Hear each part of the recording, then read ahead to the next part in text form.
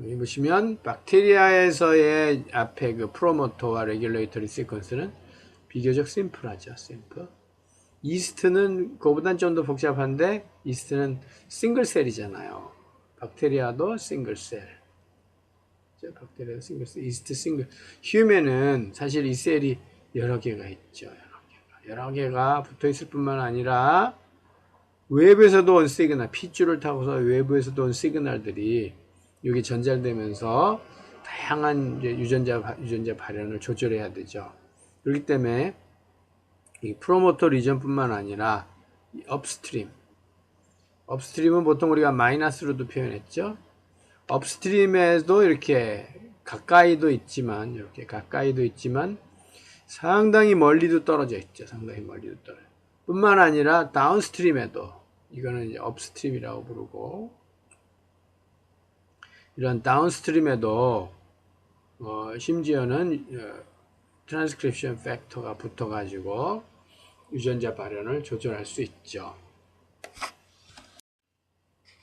자, 우리가 아까 그와 같은 업스트림이든 다운스트림이든 그런 부분들이 유전자 발현을 어떻게 돕는지를 연구하는 방법으로 리포터 진이라는 걸 만들거든요. 이것은 뭐냐면 아까 거기서 봤던 업스트림이나 다운스트림에 있는 인핸서 또는 사일런서. 인핸서는 액티베이터가 붙는 부위라고 생각하면 되고, 액티베이터. 그 다음에 이 사일런서는 리프레서가 붙는 부분이라고 생각하면 되죠. 리프레서.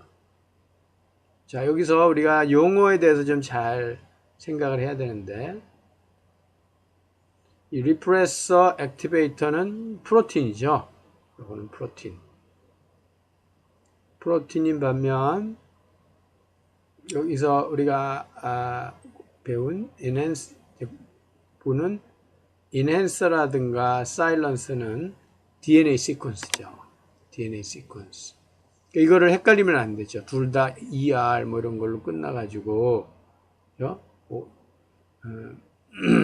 이게 마치 누가 DNA냐 누가 단백질이냐 헷갈리기 쉬운데, 인핸서, 사일런서 이건 DNA, 액티베이터 또는 리프레서 이건 단백질 이렇게 구분을 하는데요.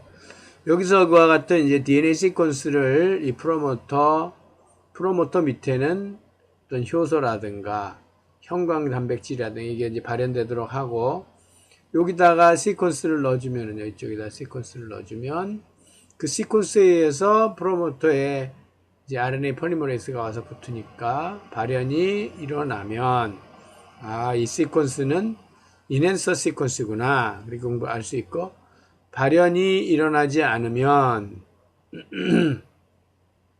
이 시퀀스는 사일런서 시퀀스구나 이런 걸 알 수 있죠. 뿐만 아니라 그 인핸서나 사일런서 시퀀스 중에서 어디가 중요한가에 따라서 우리가 그거를 아주 이제 처음엔 큰 걸 넣었다가 뭐 반으로 줄이고 또 반으로 줄이고 하면서 가장 중요한 부분을 찾아낼 수도 있죠. 이 영향을 미치는 그런 식으로 우리가 인핸서, 사일런서 또는 프로모터 부분을 연구할 때 쓰는 방법, 리포터 진을 만들어서 연구하면 쉽다라는 거죠.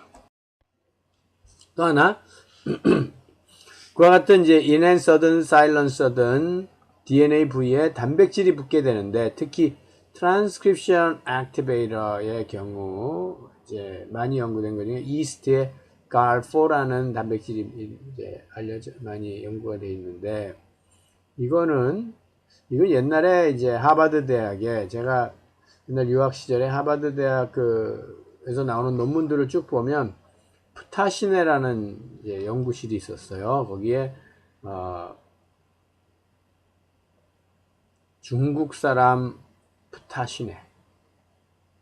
이 사람은 아마 중동 계통 사람인 것 같아요. 푸타시네라는 사람이 있었는데 그 밑에 이제 중국인 박사과정 학생인데 하버드 대학에 마라는 사람이, 이 두 사람이 얼마나 논문을 많이 내는지 뭐 저희들이 이 논문 읽어내느라고 혼났는데, 여기 보시면 이제 그 사람들이 연구한 바를 잘 정리하면 이 액티베이터들은 이와 같이 이제 두 개의 도메인, 크게 DNA 바인딩 도메인, 액티베이션 도메인. 이게 두 가지가 있다. 이제 그럼 알렸죠.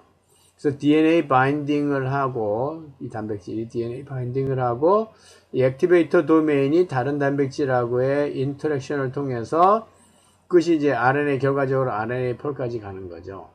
RNA 폴리머레이스가 프로모터에 버틸 수 있도록 그런 역할을 해주는데, 그래서 도메인이 크게 두 개, 액티베이션 도메인, DNA 바인딩 도메인. 액티베이션 도메인은 이제 이렇게 차지를 띠는 그런 일이 많다는 것을 알려지기도 했죠. 자, 여기서 이제 아까도 봤듯이 그 프로모터의 업스트림에 이와 같은 이제 업스트림 액티베이팅 시퀀스, 이제 뭐 인핸스 시퀀스 이런 게 있는 거. 거기에 이제 단백질이 액티베이터가 붙게 되는데, 아까 말씀드린 액티베이터 도메인, DNA 바인딩 도메인, 만약에 이 부분을 목을 딱 쳐가지고 요것만 발현시켜도 단백질 DNA는 붙는데 유전자 발현이 안 되는 거죠. 그러면 이번에는 어떤 거를 붙여주냐면, 예를 들어서 렉스A라는 부분, 이건 이콜라이예요. 이콜라이. 아까 갈포는 이스트죠. 그러니까 어떻게 됐든 이콜라이든 이스트든 그 DNA 바인딩에서 액티베이션 하는 단백질은 상당히 유니버설, 똑같은데, 거의 비슷한데, 그와 같이 이콜라이 시스템에서 DNA 바인딩 하는 도메인과 갈4의 DNA, 액티베이터 도메인을 이렇게 하이브리드로 만드는 거죠. 하이브리드 트랜스크립션 팩터를 해줬더니 어떻게 됐냐면, 이것만 가지고도 하이브리드를 해줘도 유전자 발현이 일어나더라. 이 말은 뭐래? 하나는 유캐리엇이고, 하나는 프로캐리엇이잖아요. 그 둘이 만났는데 유전자 발현이 일어났다는 것은 이와 같이 DNA 바인딩 해가지고 바인딩 도메인과 액티베이터 도메인이 있는 것은 유캐리엇, 프로캐리엇 다 동일하다. 이것도 알 수 있죠. 그래서 우리는 이런 스터디를 통해서 이 액티베이터 도메인 또는 DNA 바인딩의 도메인에 대한 연구가 상당히 이제 깊이 이루어져요. 여기서 보시면 이놈들이 이 헬릭스턴 헬릭스가 이제 이 헬릭스 부분이 이 3번도 헬릭스겠죠. 헬릭스 부분이 어디로 가냐 하면 여기 보니까 이쪽 고리 깊은 이쪽 또는 뭐 고리 얕은 이쪽, 고리 깊은 이쪽. 그래서 우리가 고리 깊은 부분을 뭐라고 불렀냐면 메이저 그룹이라고 불렀잖아요. 메이저 그룹 이렇게 불렀는데, 메이저 그룹에 바인딩을 해요. 근데 메이저 그룹에 바인딩을 할 때 얘네들은 어떻게 했냐면 다이머리제이션을 통해서 이쪽에도 하나 붙지만 또 얘가 다이머리제이션이니까 이쪽에도 이제 하나 붙을 수 있죠. 그래서 반드시 다이머리제이션이 중요하다. 액티베이션을 할 때는. 자, 그런 것들이 다 징크 핑거도 이제 이런 헬릭스 이런 부분을 갖죠. 루신 지퍼도 결국은 헬릭스에 들어가는데, 얘네도 다이머리제이션. 루신이 여기 이렇게 이런 식으로 루신이 여기도 있고 여기도 있고 이런 식으로 루신이 서로 만나는데, 이 인터랙션은 뭐냐면 바로 하이드로포빅 인터랙션이죠. 왜냐하면 루신이 하이드로포빅하니까. 하이드로포빅 인터랙션을 통해 가지고 얘네들이 서로 만나는데, 만나고 보니까 이쪽에 알파 헬릭스와 이쪽에 알파 헬릭스가 이쪽에 메이저 그루브와 이쪽에 메이저 그룹을 인식해 가지고 이제 트랜스크립션 액티베이션 할 때 여기는 하고, 이쪽은 이제 이쪽 사이드는, 예를 들어서 이쪽 사이드는 마이너스고 안에는 L이죠. 그래서 얘가 액티베이터 도메인으로 활용될 수 있다. 또 헬릭스 턴 헬릭스나 헬릭스 룹 헬릭스는 비슷하죠. 그리고 모든 트랜스크립션 팩터들은 다 다이머리제이션을 통해서 이루어진다라고 일단 이해하면 크게 문제가 없죠. 자, 이 액티베이터가 하는 일은 우리가 앞에서도 좀 배웠는데요. 트랜스크립션 머시너리를 리크루트하죠. 그 다음에 또 하나 뉴클리어스 모디파이어를 리크루트하죠. 그 다음에 이니시에이션이나 엘런게이션에 필요한 부분을 리크루트 하는데, 여기서 보면 이 액티베이터는 먼 거리, at a distance, 먼 거리에서도 할 수 있죠. 왜냐하면 크로모솜이 DNA가 이렇게 젓가락처럼 이렇게 리니어하지 않죠. 크로모솜이 이렇게 꼬여 있단 말이에요. 꼬여 있는 게 또 꼬여 있죠. 그죠? 이 거리가 엄청 먼데, 예를 들어서 여기하고 여기는 엄청 가깝잖아요. 사실 이걸로 하면 엄청 전체가 돌아오면 엄청 먼 거리인데 매우 가깝죠. 그죠? 이런 부분에서 볼 때 액티베이터가 여기 붙어서, 액티베이터가 예를 들어서 이쪽에 붙어 가지고 이쪽에 있는 유전자 발현을 도와준다 라고 하면은 아주 멀리서부터도 이게 가능하죠. 그 다음에 이제 그 regulatory element, 그런 데에 이제 잠깐 말한 enhancer 이런 데 붙는 거죠. 그래가지고 이러한 이제 역할들이 액티베이터 역할. 우리가 또 앞에서 배웠던 뭐 오픈 컴플렉스를 만든다든가, 또는 프로모터 ESK, 프로모터에서부터 RNA가 나가게, 그런 역할들도 하는 거죠. 프로모터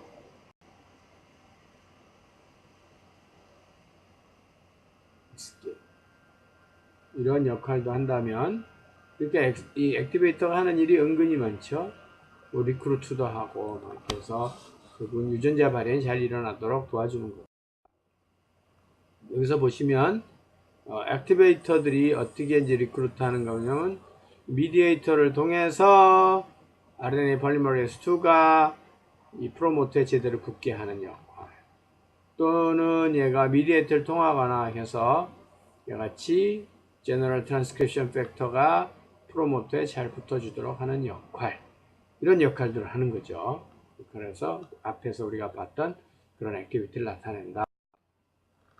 그리고 여기서 아까 이제 또 앞에서 얘기했던 뉴클리어서 머디파이어 얘기가 나오는데, 뉴클리어서 머디파이어, 자, 액티베이터가 붙어가지고요. 액티베이터가 붙어 다른 단백질을 리크루트 해야 될 거 아니에요. 예를 들어서 히스톤 아세틸 트랜스퍼레이스, 이렇게 트랜스퍼레이스 붙여주니까 얘가 이제 히스톤이 그 테일, 엔터미널 테일에 아세틸레이션이 일어나면서 얘네들이 릴렉스드 폼이 되죠. 크로모솜이 릴렉스드 됐다는 것은 이게 많이 이제 느슨해졌다는 얘기고, 느슨해진데 다른 단백질이 와서 붙을 수 있죠. 트랜스크립션 팩터라든가 RNA 폴리머레이스가, 이게 유전자 발현이 쉽게 일어나는 거고, 반면에 또 하나 더, 여기서 이제 액티베이터가, 그죠? 액티베이터가 이제 붙음으로써, 아까는 이제 처음에는 액티베이터가 붙어가지고 히스톤 아세틸레이션을 일으켰다면, 이번에는 크로마틴 리모델링 컴플렉스를 해가지고 이 위치를 바꿔버리는 거죠. 여기 예를 들어서 프로모터가 이쪽에 있었는데 처음에 이걸 리모델 하다 보니까 프로모터가 이제 바깥으로 노출되기 시작하는 거죠.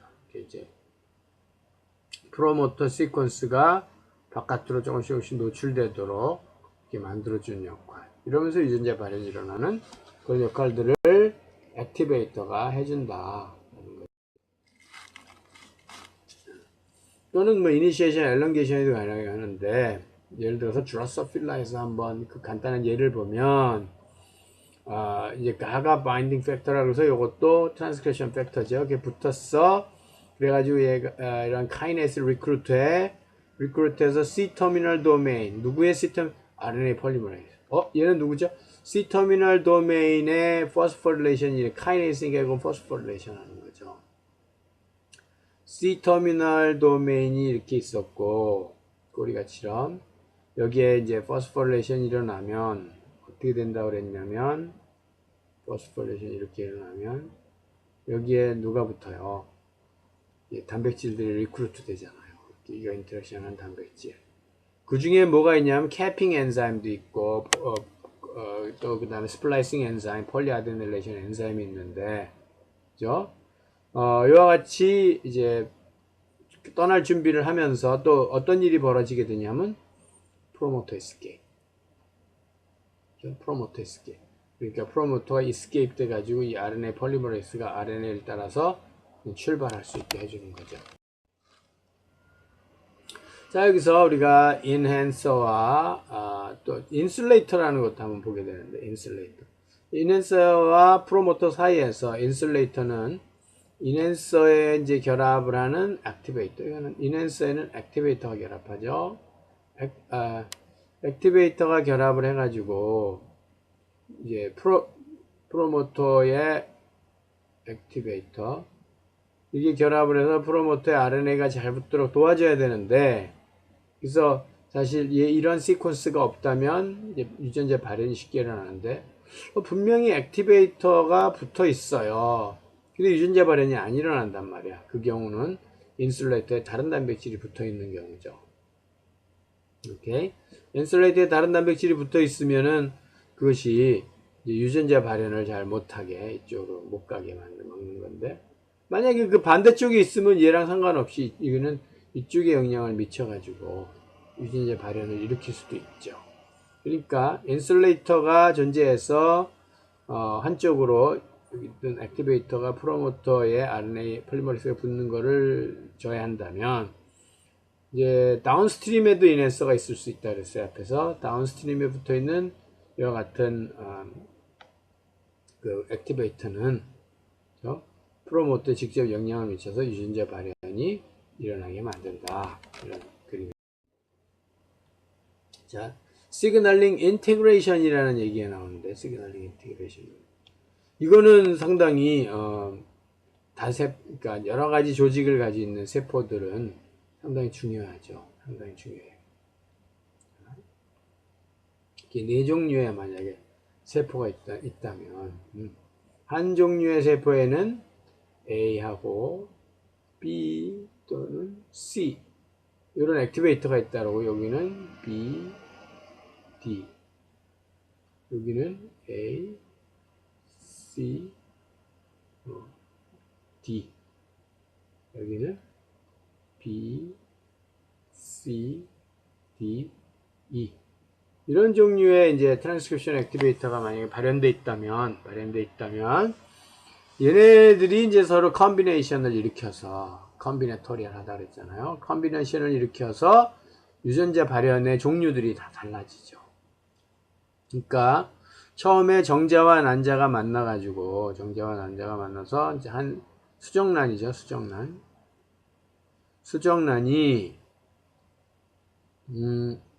세포 분열을 시작해요. 수정란이 세포 분열을 시작하면 둘, 넷, 여덟, 이렇게 이제 세포 분열을 가게 되고, 그래서 어느 순간 이제 가기 시작하면 얘가 분화를 하죠.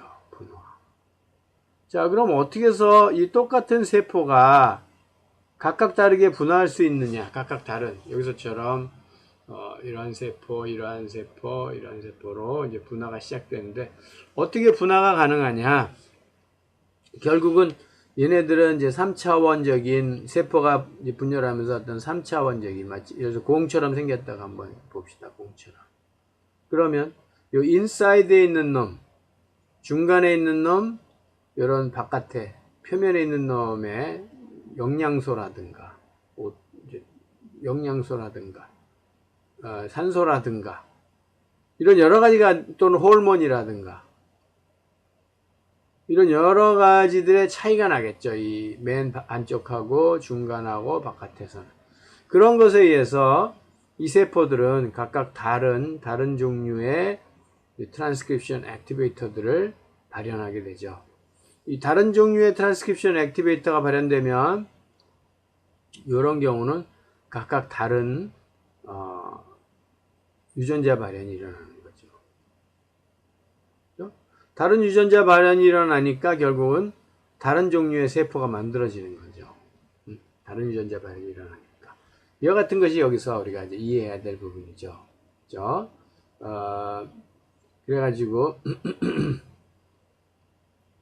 이 컨비네토리얼하게 이제 컨트롤 해서 일을 벌이게 된다라는 이 부분 시그널 인테그레이션에서 우리가 한번 이제 생각해 봐야 될 부분입니다.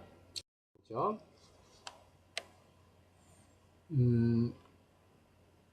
요 부분을 한번 먼저 보면 이제 액티베이터가 붙어서 누구를 리크루트 하냐면 크로마틴 리모델링 컴플렉스와 또 누구를 리크루트 하냐면 히스톤 아세틸레이스 이런 것들을 이제 리크루트 함으로써 히스톤이 그러니까 결과적으로 뭐 이게 릴렉스 됐겠죠. 릴렉스된 크로모솜이 만들어지고 거기에 또 다른 팩터들이 붙어서 유전자 발현을 일으키게 한다. 이제 요것과 이것이 두 가지가 같이 이루어졌잖아요. 뭐 이런 수 있고 여기서처럼 어떤 세포에는 1, 2, 3, 4 어떤 세포에는 3, 5, 6 이런 식으로 각각 다른 트랜스크립션 팩터가 붙음으로써 다른 종류의 그러니까 다른 종류의 유전자 발현을 하고 다른 종류의 유전자 발현은 결국은 다른 셀이 되는 거죠. different cell. 그러니까 우리 몸이 이렇게 각각 다른 종류의 이제 그 세포를 가질 수 있는 이유가 결국 트랜스크립션 팩터 때문인 거죠. 자, 리프레서가 하는 일을 잘 들여다보면 리프레서가 어떻게 리프레서? 일단 넘버 원 컴피티션. 어디냐? 액티베이터와 리프레서가 붙는 자리가 유사해. 그래서 서로 컴피티션을 통해서 액티베이터 하는 일을 못하게 하는 방법. 또는 액티베이터와 리프레서가 붙는 자리는 다른데 얘네들이 이렇게 서로 결합을 함으로써 액티베이터는 이제 다이머리제이션을 일으켜야 되잖아요. 그러면 무엇보다 그 다음에 얘네들이 다이머리제이션이 일어나면 얘네들이 서로 액티베이터 도메인의 이 구조가 캔슬돼 가지고 유전자 발현이 안 일어나는 방법. 또는 어떤 리프레서는 미디에이터에 이제 결합을 해가지고 미디에이터의 어떠한 알로스테릭한 구조를 구조 변경을 하는 거죠. 이 리프레서가. 그러면은 이 미디에이터의 구조가 바뀌면서 RNA 폴리머레이스라든가 트랜스크립션 팩터라든가 이것들의 역할을 바꿔버리는 거죠. 구조가 바뀌면서 이렇게 이제 조절하는 방법. 또 마지막으로 그래서 다른 단백질하고 인터랙션 하는데 그 중에 특히 히스톤 디아세틸레이스 또는 메틸 트랜스퍼레이스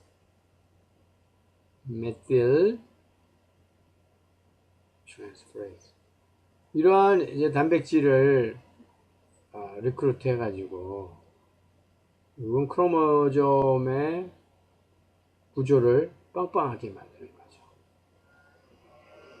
크로모점의 구조를 좀 빵빵하게 만들어서 유전자 발현이 못 일어나도록 히스톤을 아세틸 그룹을 떼어내거나 또는 메틸 그룹을 붙여서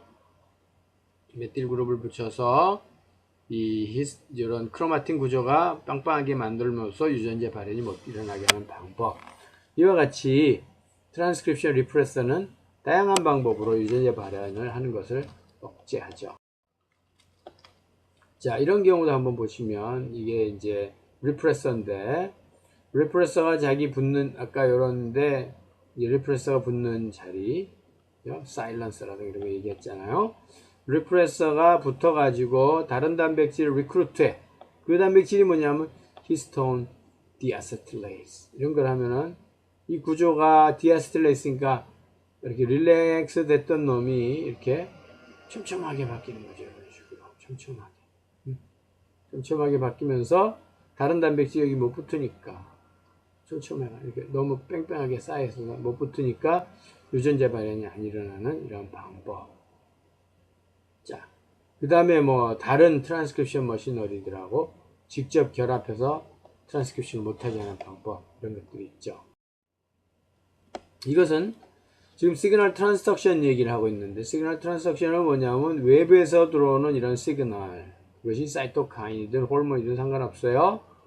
그런 시그널들이 첫 번째 여기 보시면 셀 표면에 있는 리셉터와 결합을 하죠. 리셉터와 결합하면 이 다이머리제이션, 리셉터 다이머리제이션, 이 다이머리제이션은 결국적으로 뭘 또 유도하냐면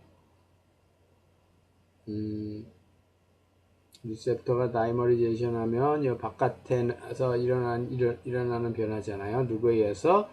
이 리간드에 의해서. 사이토카인이라는 리간드가 와서 얘가 다이머리제이션 일어나고, 다이머리제이션 결과 여기 있는 예를 들어서 야누스 카이네이스 같은 것들이 서로 가까워지면서 그 힘에 의해서 이제 서로 이쪽은 이쪽을 포스포레이션 하고 이쪽은 이쪽을 포스포레이션 하면서 이제 서로 액티베이션을 시키는 거죠.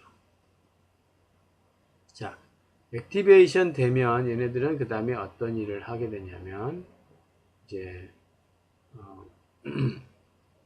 이 포스포릴레이션 그룹을 보고 찾아온 이 스탯이라는 단백질을 포스포릴레이션 하죠. 여기서처럼. 그러니까 얘가 얼떨결에 와가지고 포스포릴레이션 된 다음에 요 포스포 그룹끼리 해서 서로 다이머리제이션이라면서 핵으로 들어가거든요. 핵으로 들어가서 바로 트랜스크립션 팩터로 돼가지고 유전자 발현을 가게 하는 거죠. 자, 또 하나 방법. 그래서 이제 바깥에서 시그널이 와서 리셉터 다이머리제이션 일어나고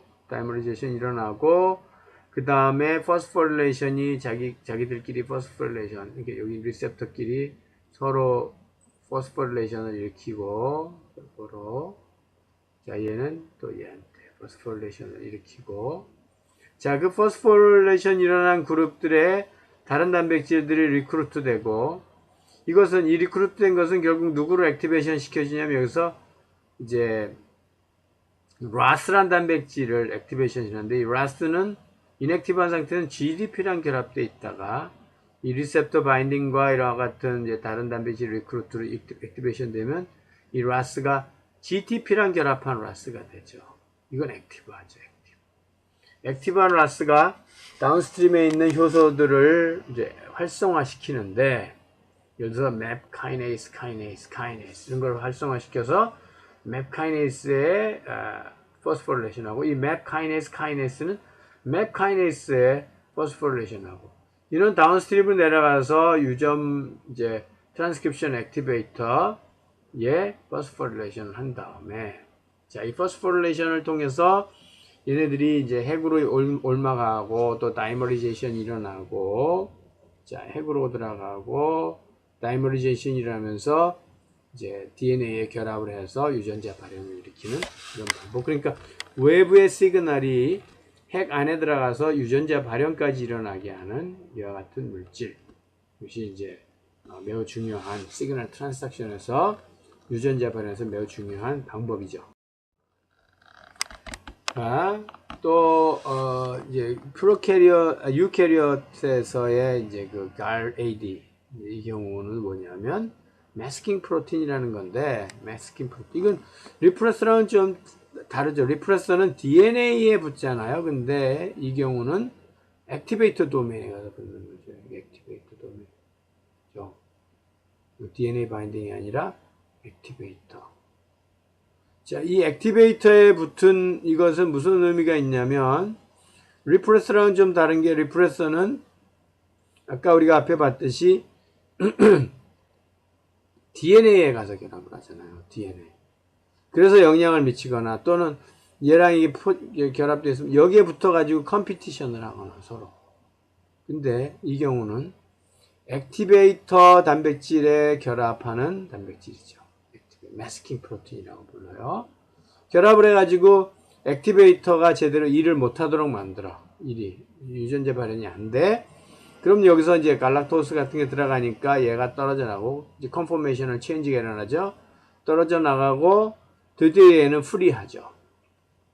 프리한 액티베이터 도메인이 나오니까 그 프리한 액티베이터 도메인이 결국은 RNA 폴리머레이스를 리크루트 해가지고 유전자 발현이 on이 된다는 거죠. 그 중에 하나 잘 보세요. 여기 RB라는 것은 매우 중요한 단백질이에요. RB 리프레서. 이거는 튜머 서프레서라고도 하는데, 이 RB가 어떻게 해서 이제 이게 레티노블라스토마거든요. 레티노블라스토마. 이 레티노블라스토마는 눈에서 그 눈에 일어난 암이죠. 눈에 암이 일어나 가지고 이걸 수술을 안 하면 죽죠. 암이니까. 수술을 하면 실명을 하죠. 그래서 이게 어린아이에서 많이 일어난단 말이에요. 레티노블라스토마라는 건데 어떻게 되냐면 그래서 이제 발견된 건데, 만약에 이 RB라는 단백질이 있는데, RB라는 단백질은 셀 사이클, 사이클린 디펜던트한 이제 사이클린 디펜던트한 CDK가 활성화가 돼, 사이클린이 만들어져 가지고 활성화가 되면 얘가 여기에 포스포릴레이션을 해서 이와 같이 포스포릴레이션이 일어나면 사이클린 디펜던트한 게 왔으니까 이와 같이 액티베이터를 프리하게 만들어지고, 그 결과 액티베이터에서 RNA 폴리머레이스가 붙을 것이고, 그 결과 유전자 발현이 일어나겠죠. 셀 사이클, 셀 디비전을 일으키는 유전자 발현이 일어나는데, 만약에 뮤테이션에 의해서 RB가 이 사이클린 CDK 이 액티비티가 없는데도 이와 같이 포스포릴레이션이 안 되면서도 RB가 여기서 떨어져 나가. 그럼 어떻게 돼? 항상 이 유전제 셀 사이클이 계속 도는 거죠. 그죠? 셀 사이클이 컨트롤이 안 되는 거야. 그럼 셀 사이클이 계속 돌다 보면 어떻게 되겠어요? 셀 사이클이 계속 돌면 컨트롤 안 되고, 어떤 경우는 세포가 막 뮤테이션이 이제 일어났는데도 그것도 모르고 계속 셀 디비전을 계속해.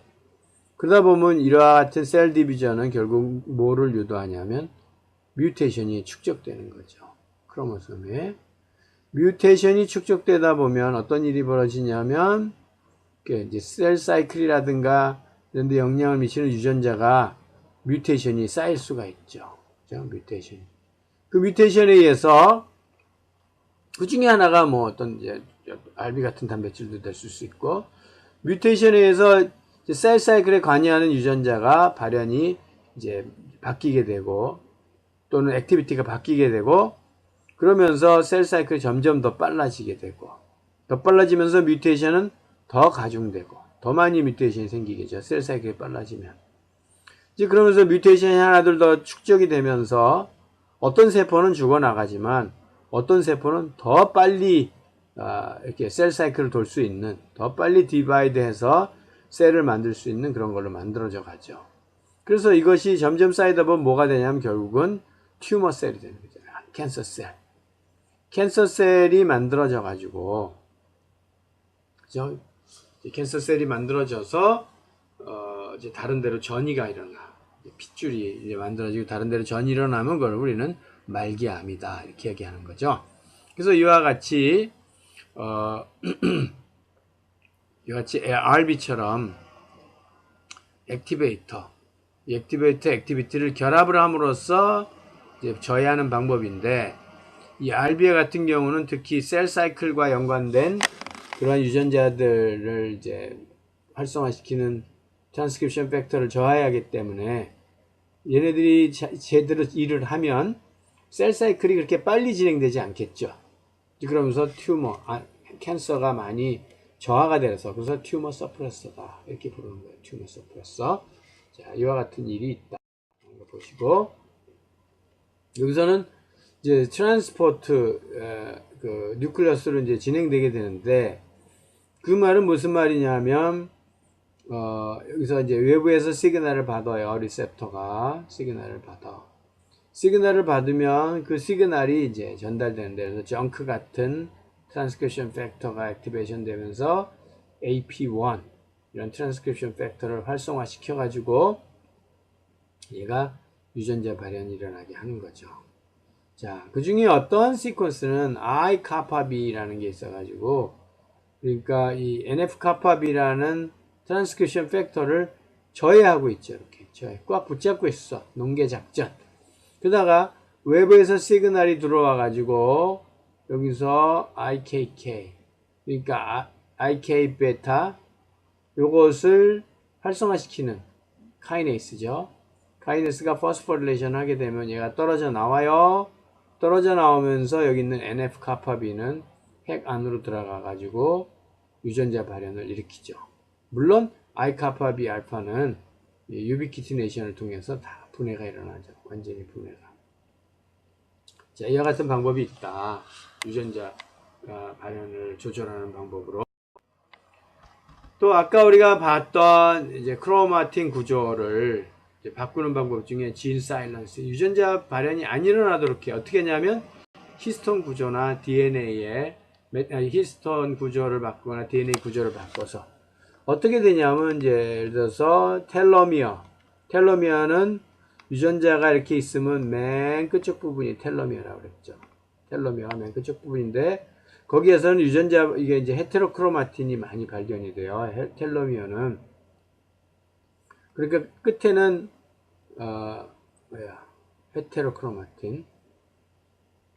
헤테로크로마틴이 많이 발견되는데 이 경우들은 보면은 어떻게 해서 그러느냐, 이런 단백질들이 그죠?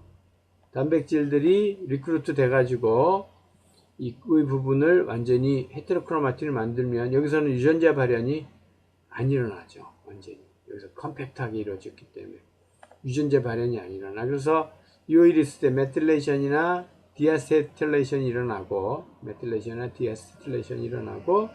이것이 이제 헤테로크로마틴을 만드는 끝에 가서 텔로미어 근처는 완전히 유전자가 뺑뺑하게, 그러니까 크로모솜이 이렇게 빵빵하게, 물론 이 센트로미어가 있는 부분도 이와 같이 아주 빵빵하게 유지가 되죠. 어떤 유해에서 이와 같은 단백질이 리크루트 되면서 얘네들이 메틸레이션이나 디아세틸레이션을 하는 효소들을 또 데리고 들어와 가지고 결과적으로는 헤테로크로마틴을 만들게 된다, 이런 거죠.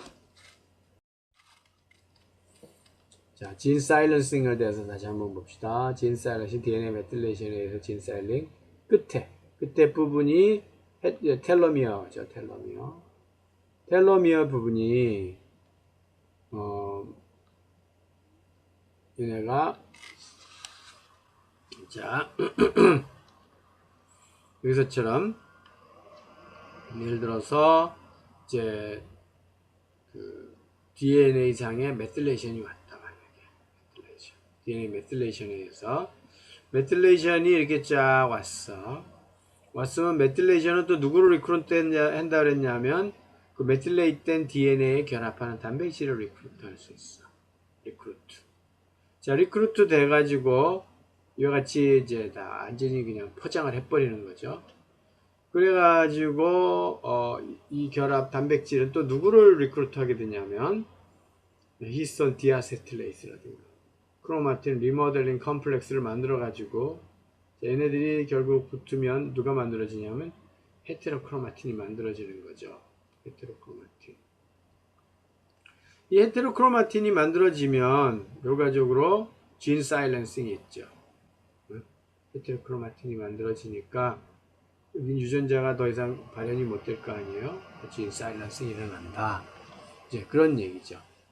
그러니까 이제 원래는 액티베이터가 붙었을 경우는 미디에이터를 통해서 이렇게 유전자 발현이 잘 일어났을 이놈들이 이제 결과적으로 얘네들은 유전자 발현이 일어나면 떨어져 나가잖아요. 이렇게 떨어져 나간 다음에 어떤 경우는 메틸레이션이 와가지고 메틸레이션이 전체적으로 퍼진 다음에 거기에 결합하는 단백질이 오고 그 단백질은 누구를 리크루트 하냐면 히스톤 디아세틸레이스나 크로마틴 리모델링 컴플렉스를 리크루트해서 결과적으로 헤테로크로마틴을 만들므로써 유전자 발현이 블록되게 된다. 그래서 에피지네틱 컨트롤 한번 보시면 이것은 이콜라이에서 일어나는 이콜라이에 램다 페이지가 들어가면 이건 이제 라이소젠이라는 상태인데 라이소젠이는 뭐냐면 이 파지가 이콜라이에 들어가 가지고요 크로모점 안으로 끼어들어갔어. 근데 얘가 바깥으로 나오면 바이러스를 만들어 가지고 다시 이제 세포를 터뜨리고 나올 판인데 어떻게 됐냐면 얘가 크로마틴에 들어가서 계속 가만히 있어. 아무 일도 안 하고 가만히 있어요.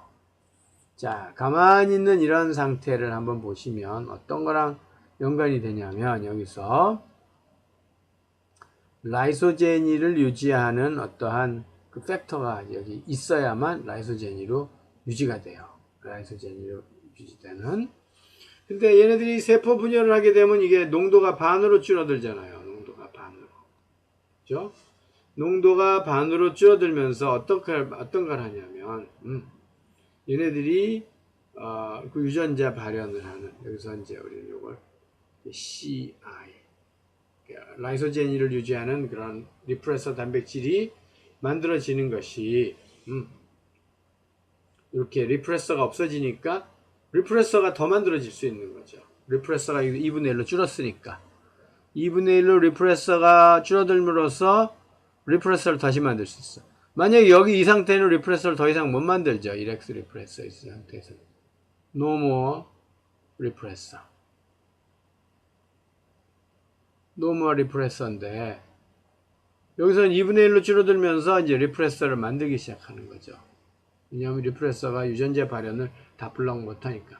그러니까 결과적으로 1X 리프레서가 돼가지고 이 라이소제니 상태가 지속적으로 유지되는데 이렇게 만약에 어떠한 이제 시그널이 들어와가지고 시그널이 들어와서 이 CI 자체 유전자를 블럭해버리면 여기서 와가지고 그 다음 얘네들이 다시 리프레서를 만드는데 리프레서가 블럭이 되잖아요. 그러면 어떻게 되냐면 여기 있는 이제 바이러스 유전자가 튀어나오면서 바깥으로 튀어나오면서 바이러스를 만들어서 세포를 터뜨리고 자기가 나가게 되는 거죠. 이와 같이 바이러스 박테리아 안에서도 이 라이소제니를 유지하기 위해서 에피지네틱한 진 레귤레이션이 존재한다. 그죠. 그것은 어떻게 해서 이제 또 하나 이 메모리 시스템이 유지가 되냐면 아까 보셨다시피 여기도 C 있고 근처에 여기는 C 있고 요 두 커플 중에서 다른 게 뭐냐면 요거랑 요거 사이에서 얘는 메틸 그룹이 이제 붙어 있는 거고 여기는 메틸 그룹이 없는 거고 C에. 자, 그러면 이것은 어떻게 해서 얘네들이 계속 DNA 레플리케이션이 일어나면 메틸 그룹이 있는 놈 하나, 이쪽 끝에 하나 있지만 계속 이제 그 세마이 컨서버티브하게 나가다 보면 두 가닥 외에는 다 메틸 그룹이 없는 걸로 되죠. 근데 어떤 일이 벌어지냐면 뉴 스트랜드, 그것도 메틸 그룹이 없는 뉴 스트랜드에 누가 붙냐면 메틸레이스가 붙으면서 어떻게 붙느냐? 메틸 그룹이 없으니까 붙죠. 그러면서 어디에 반드시 그걸 해주냐면 상대방의 C가 있으면 그 건너편 C에 이런 식으로. 그래서 상대방 C가 있으면 건너편 C. 만약에 여기 상대방 C에 메틸 그룹이 없으면 이놈은 여기다 메틸 그룹을 붙일 수 없는 거죠. 그래서 원래 페어런트랑 도터 DNA랑 페어런트 DNA의 메틸 그 프로파일이 똑같다. 이런 누구에 의해서 이 메인테넌스 메틸레이스에 의해서. 이래서 에피지네틱하게 그 메모리 시스템이 계속 유지될 수 있는 방법이다라는 거죠.